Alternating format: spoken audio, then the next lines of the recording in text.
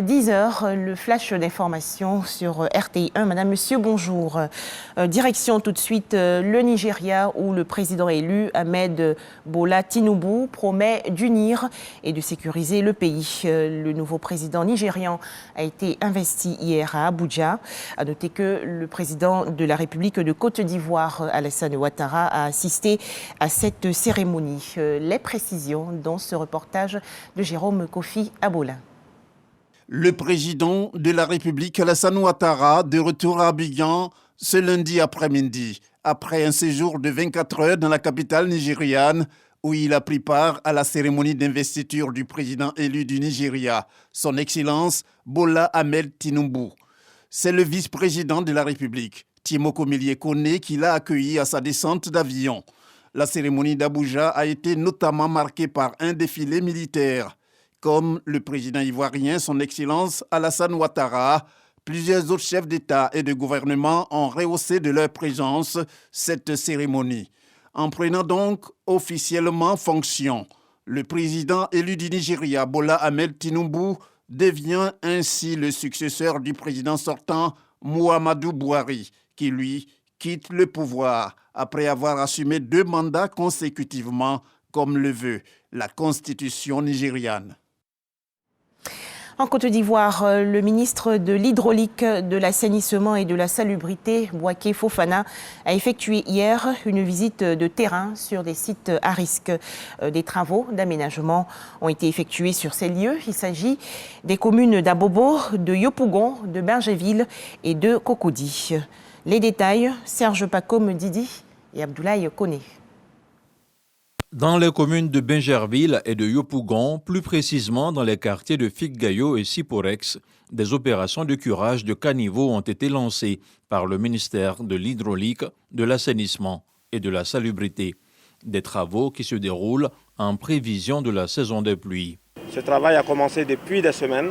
La prévision de la Sodexam nous prévoit de grosses pluies en juin et peut-être en juillet. Donc il était important que je m'assure que ces travaux-là avancent bien. Parce que notre objectif, on l'a dit, le slogan de cette année, c'est saison des pluies sans victimes, c'est possible. À Cocody, Anglais Terminus 81 et dans ce sous-quartier appelé Brésil, les opérations sont beaucoup plus musclées. Il s'agit ici de déguerpir les plus récalcitrants. Il y a un trou qui est là, on a danger. Avant de nous déloger là, il doit nous trouver un coin où on va aller. Je demande au ministre là, ministre qui vient de visiter le terrain là, de nous aider. Opération similaire au quartier Gouro d'Abobo-Belleville, le gouvernement affiche sa détermination à sauver des vies tout en limitant les catastrophes. On est content de la visite du ministre. Ce n'est pas comme ça, puisque le quartier, à un moment, il y a des gens, même compte tenu de l'inondation, ils sont restés. Je me rappelle, en 2016-2017, là-bas, c'est une petite famille qui est restée. Donc chaque fois qu'il pleut comme ça ici, c'est une catastrophe. À la fin de sa visite de terrain, Bouaké Fofana en appelle au civisme et à la responsabilité des populations. Il faut changer de comportement. Les caniveaux, ce n'est pas des réceptacles d'ordures. Les ordures, on doit les emballer, les conditionner et les mettre là où on doit les mettre. Cette année, comme d'habitude, nous avons travaillé avec les communes, avec les mairies, pour mettre à jour la liste des zones à risque. Les maires nous ont communiqué donc les nouvelles zones à risque. On s'est assuré que les zones à risque qui ont été déguerpies l'an dernier n'ont pas été recolonisées.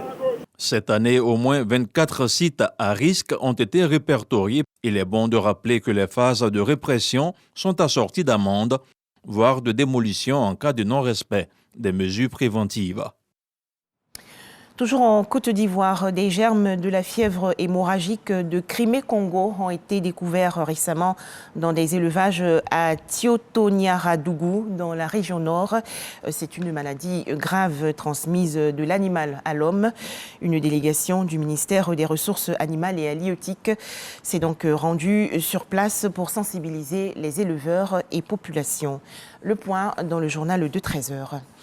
Enfin, l'Arabie Saoudite et les États-Unis ont annoncé hier dans un communiqué commun la prolongation pour 5 jours d'une trêve au Soudan, trêve théoriquement entamée il y a une semaine, mais en réalité jamais appliquée pour permettre plus d'efforts humanitaires, alors que 25 des 45 millions de Soudanais ont besoin d'aide humanitaire. Voilà, merci de nous avoir suivis à 13h, le journal de RTI 1.